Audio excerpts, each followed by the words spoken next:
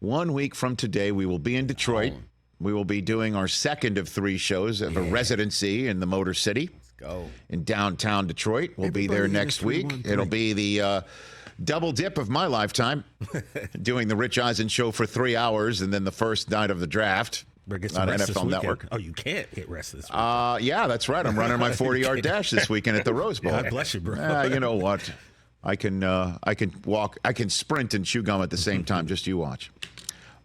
So we'll find out a bunch of answers to questions that we're having. And the question I have right now, because I think we all know it's Caleb Williams going to be drafted first overall. And then we know the Washington Commanders will step to the plate. And I believe what I heard at the Combine was Jaden Daniels is the number 2 overall pick in this draft. And I do believe that when it's all said and done with Combine chit-chats and a pro day at LSU and pro days at North Carolina and pro days at Michigan with the quarterbacks at the top of this draft, not named Caleb Williams. And with whatever the hell the Washington Commanders did yesterday by having Prospect-a-Palooza, 22 of them all at once, with Drake May and Jaden Daniels and J.J. McCarthy and Michael Penix Jr. all there as 4 of the 22 prospects going to Topgolf and hanging out, maybe having chicken wings. I don't know what the hell they're doing.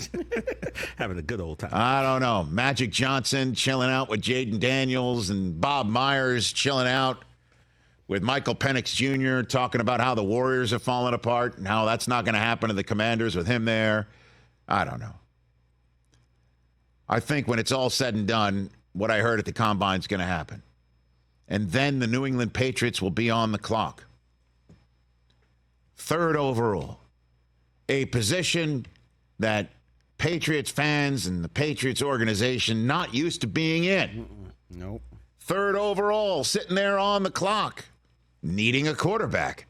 A situation that the New England Patriots have not really been in since drafting Drew Bledsoe, number 1 overall in the mid-90s. 31 years ago. 31 years ago.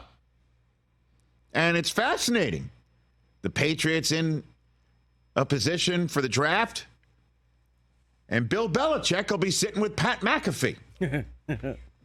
That's huge.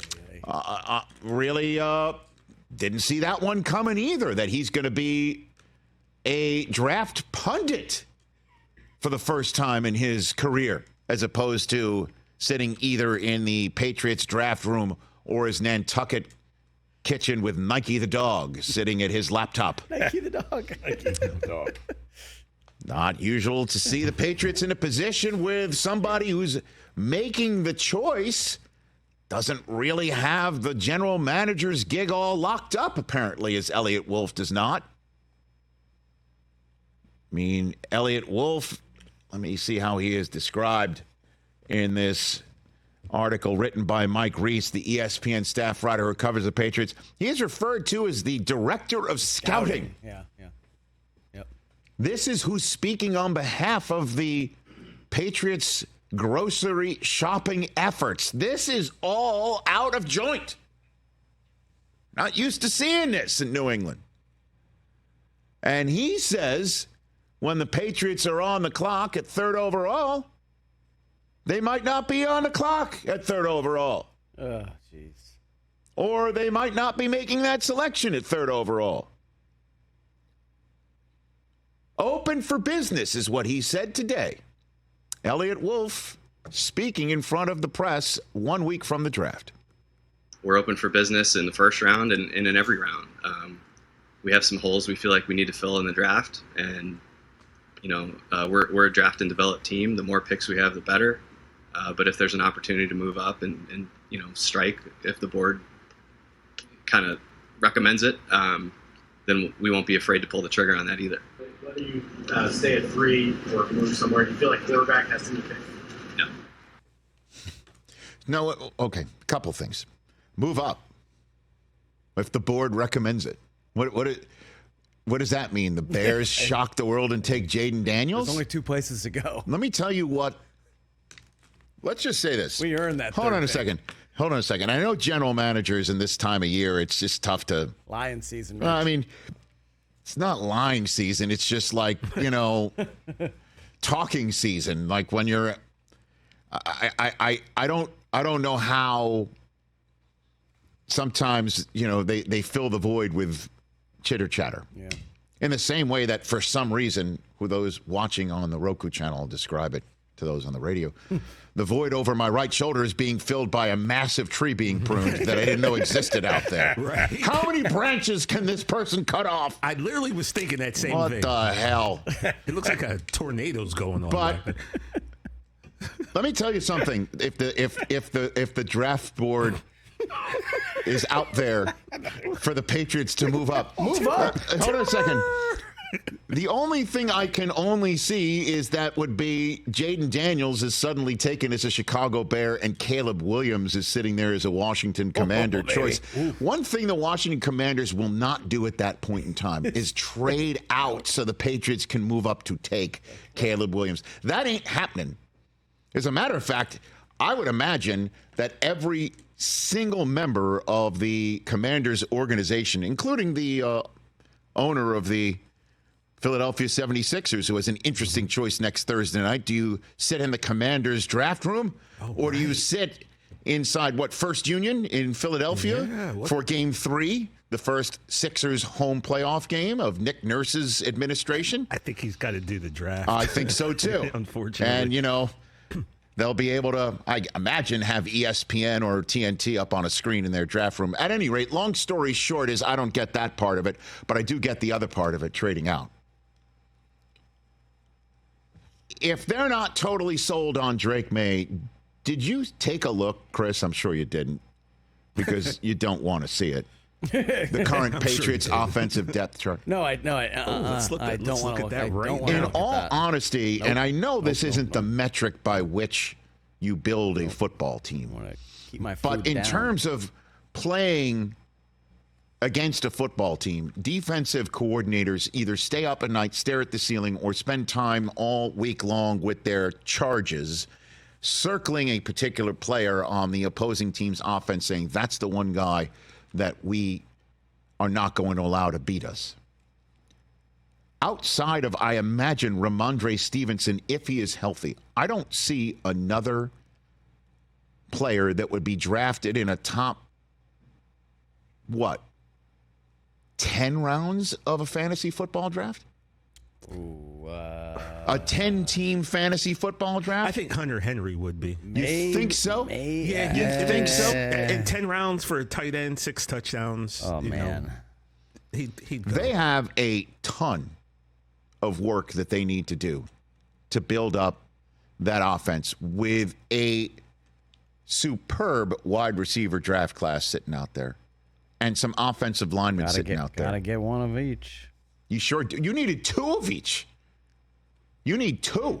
Yeah, I mean it's a. You got to. If I'm Elliot Wolf, situation, dude, that's exactly right. If I'm Elliot Wolf situation, and the rest of that staff,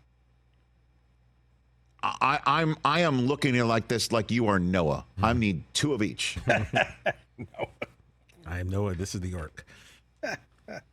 And the question, though, is when you look at Jacoby Brissett and the quarterback room as it currently stands, it's Jacoby Brissett, Bailey Zappi, and our favorite artificial intelligence created quarterback.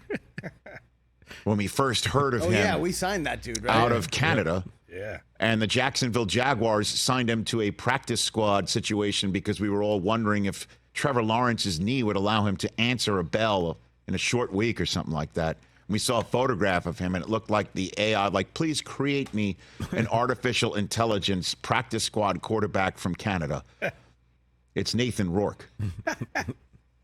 O'Rourke? No, Nathan Rourke. Like Mickey. I thought there was an O in there. And that's the New England Patriots conversation to have. Yikes. Because their roster right now is pruned like the tree over my shoulder. Rich, Stop. Don't worry about it. I'm saying you were good, bro. Stop. I was wondering how you're going to weave that Please. back in there. Yeah. Please. I honestly don't know what's left of that tree. I think it's just a stump.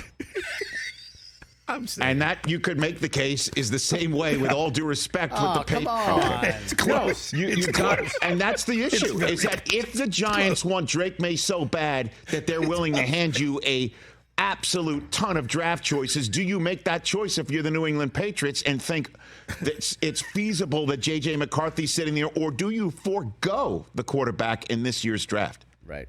Ooh. And just roll with And you Jacoby. look at Bob Kraft in that draft room, who basically said at the owners' meeting, I'm staying out of it. Except I would sure like to know, I'd love to see some young quarterback at the in our organization. And then you watch Drake May go kill it in New York City Ugh, that would be with head coach Bill Belichick. Oh. Now I'm painting the worst possible picture. Or do you take Drake May and say, we're just going to have to build with the rest of our draft choices? Which, aren't bare. The cupboard's not completely bare on the draft choices. No. They got eight picks in this draft. So. But I'll tell you one thing they're not doing is trading up. I love that from Elliot Trading Wolf. up. Well done. Hey, man. Absolutely. Speak it into existence. Okay, so that is right now the biggest mystery of this draft, is what does happen 3rd overall or 4th overall. Because I do believe it's going to be Caleb Williams, Jaden Daniels. And then what happens? Open for business. There we go. Okay. Make us an offer, everybody. We might not be terribly into Drake May. Or we are into Drake May, but we're into more draft choices. Right. Catch the Rich Eisen Show every single day on the Roku channel, 12 to 3 Eastern, for free.